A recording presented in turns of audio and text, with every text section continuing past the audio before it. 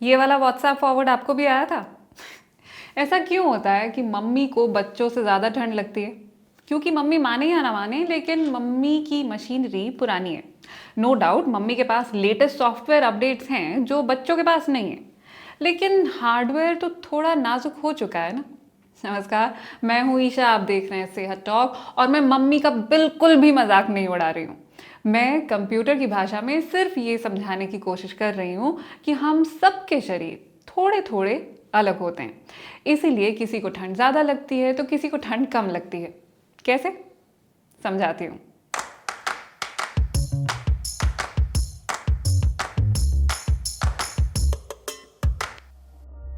हमारा शरीर ऐसी मशीन जिसमें सब कुछ है।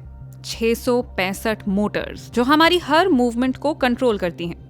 हमारे पास हर तरह के सेंसर्स हैं, लाइट, साउंड, स्मेल, हर चीज के लिए। गजब का पावरफुल कंप्यूटर है हमारे पास, और कमाल का एयर कंडीशनिंग सिस्टम भी। हमारे अंगों का तापमान बस 1 आध डिग्री ही ऊपर नीचे होता है, फिर चाहे बाहर कितनी भी गर्मी या कितनी भी सर्दी क्यों ना हो।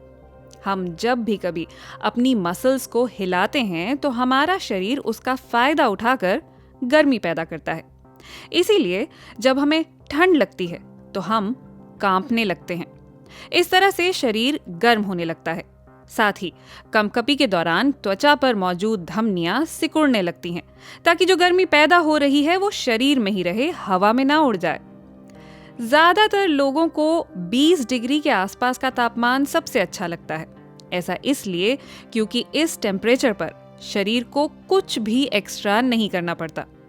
जब बाहर तापमान ज्यादा होता है तो शरीर का एसी ऑन हो जाता है। स्किन के पोर्स में से पसीना निकलने लगता है। ये पसीना जब गर्मी के कारण भाप बनकर उड़ने लगता है तो पीछे त्वचा को ठंडा छोड़ जाता है। अगर हमारे शरीर के अंदर का तापमान बढ़ जाता है तो शरीर जितनी जल्दी हो सके इस हीट को सतह पर लाने की कोशिश करता है। दिल खून को तेजी से पंप करने लगता है। ऐसे में हमारी धड़कनें बढ़ती हैं और दिमाग तक खून ठीक से सप्लाई नहीं हो पाता है। ऐसे में हमें सिर दर्द होने लगता है या सिर घूमने भी लगता है।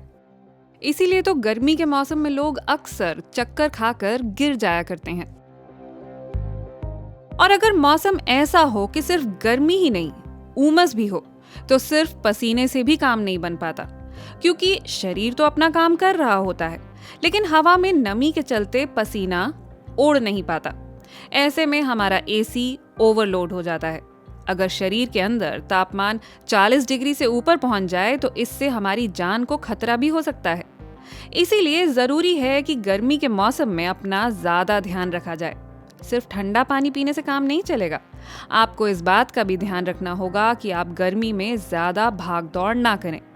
कुदरत ने हमारे शरीर को बहुत सोच समझ कर बनाया है, लेकिन जिस गति से जलवायु परिवर्तन हो रहा है, हमारे शरीर को बदलते मौसम के साथ शायद खुद को बदलने की भी जरूरत पड़ेगी।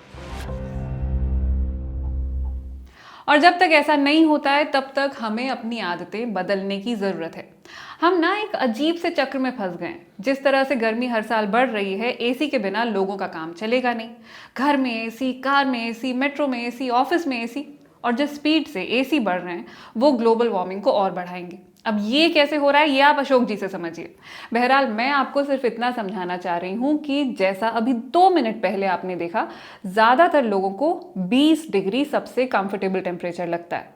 लेकिन जब आप एयर कंडीशन रूम में बैठे होते हैं तो कोई होता है जो एसी को 18 डिग्री पर सेट कर देता है, क्योंकि उसे गर्मी बहुत लगती है। तो कोई ऐसा भी होता है जिसके लिए 22 डिग्री ही बहुत होता है। रिसर्च दिखाती है कि महिलाओं को पुरुषों से ज्यादा ठंड लगती है, क्योंकि उनका शरीर कम हीट प्रोड्यूस करता है।